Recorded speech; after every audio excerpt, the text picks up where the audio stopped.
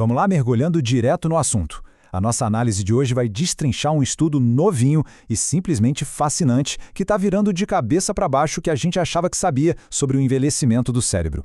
É um daqueles mistérios médicos super complexos, sabe?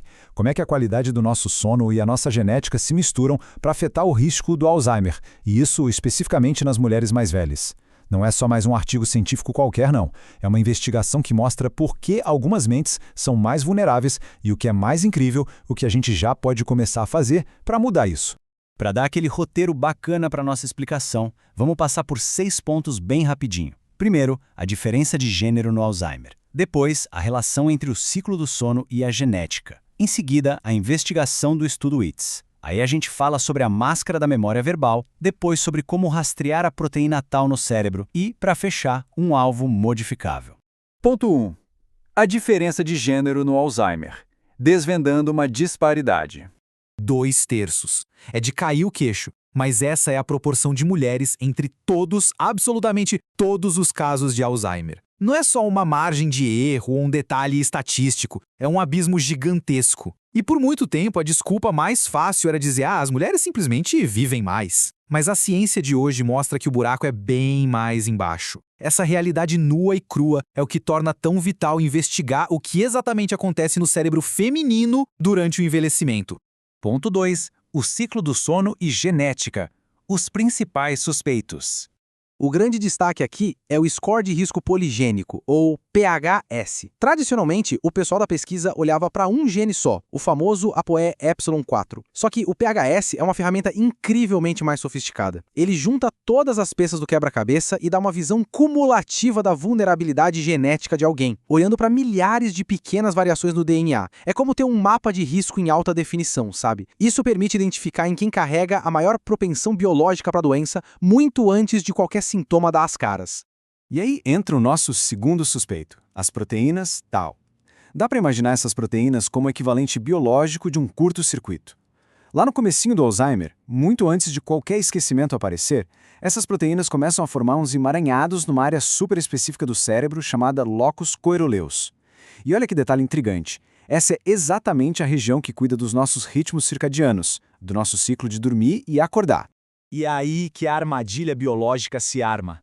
Tem uma relação de via dupla, um verdadeiro ciclo vicioso acontecendo. Se o sono é picotado ou ruim, isso joga a lenha na fogueira e acelera a disseminação das proteínas Tau pelo cérebro. Por outro lado, quanto mais Tau se acumula nessas áreas vitais de regulação, mais o sono fica fragmentado, uma bagunça. Um problema alimenta o outro num loop totalmente destrutivo. Ponto 3. A investigação do estudo WITS, rastreando as evidências. E para entender isso a fundo, a gente precisa de dados precisos. É aí que entra esse estudo maravilhoso, começando com uma seleção a dedo. O ponto de partida foram 73 mulheres com alto risco, fazendo uma limpeza rigorosa nos dados, tirando tudo que fosse exame incompleto ou interferência. Sobraram 69 mulheres idosas numa amostra super robusta. Os padrões de sono delas foram mapeados nos mínimos detalhes com questionários validados, testes de memória super específicos e exames cerebrais de ponta, aqueles PET scan, sabe? Tudo para tentar enxergar o que é invisível a olho nu, a proteína Tau se acumulando no cérebro vivo. Ponto 4. A máscara da memória verbal. Um álibi inesperado.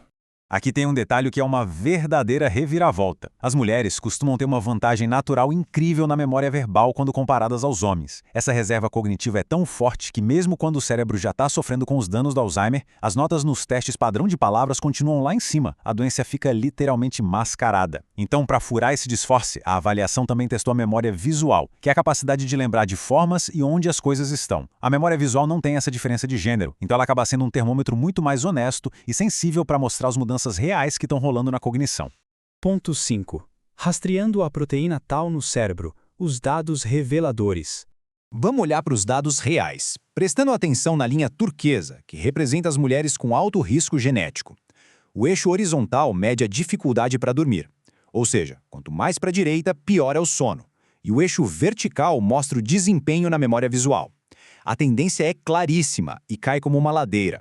Só para esse grupo de alto risco genético, quanto pior a noite de sono, mais brusca é a queda na memória visual. É como se a genética fosse um megafone, amplificando o estrago que a falta de descanso faz no cérebro.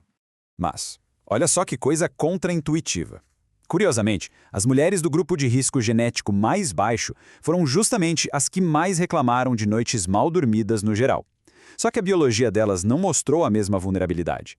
Dormir mal não causou aquele tombo na memória, nem um acúmulo patológico do mesmo jeito. O perigo real, de verdade, acontece quando a insônia dá de cara com uma biologia que já é vulnerável por natureza. E as imagens do cérebro não deixam mentir.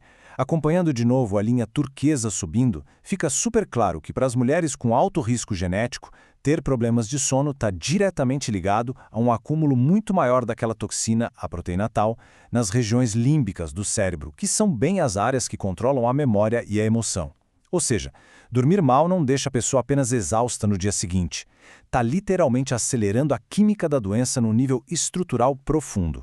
Colocando tudo isso em pratos limpos, o risco genético alto funciona como um catalisador absoluto. Se a genética aponta para o risco, um sono ruim é o gatilho tanto para a memória visual despencar quanto para a proteína tal se multiplicar. Agora, se a pessoa não tem esse alto risco genético, o cérebro parece aguentar o tranco de noites mal dormidas com muito mais facilidade. O sono atua como a chave de ignição para quem já tem essa susceptibilidade biológica. Ponto 6. Um alvo modificável, capacitando o futuro. E é isso que nos leva a essa conclusão fantástica do estudo. A expressão de ouro aqui é alvo modificável. Ninguém consegue reescrever o próprio DNA, é claro. Mas a qualidade do sono? Isso a gente pode diagnosticar, pode tratar e pode melhorar. Esse declínio cognitivo assustador não precisa ser uma sentença definitiva, mesmo quando a genética parece não estar a favor. Cuidar dos distúrbios do sono é um escudo prático, real e que está nas nossas mãos. Se a gente parar para pensar, historicamente as queixas de cansaço e insônia das mulheres foram super minimizadas nos consultórios médicos, né? Mas com dados tão impressionantes na mesa, a gente precisa urgentemente mudar essa mentalidade clínica.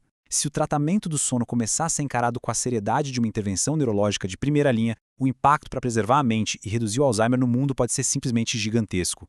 Então fica a pergunta, o quão profundamente a gente poderia mudar o futuro do envelhecimento se o sono feminino fosse tratado como uma defesa de primeira linha que ele realmente é? Fica a reflexão.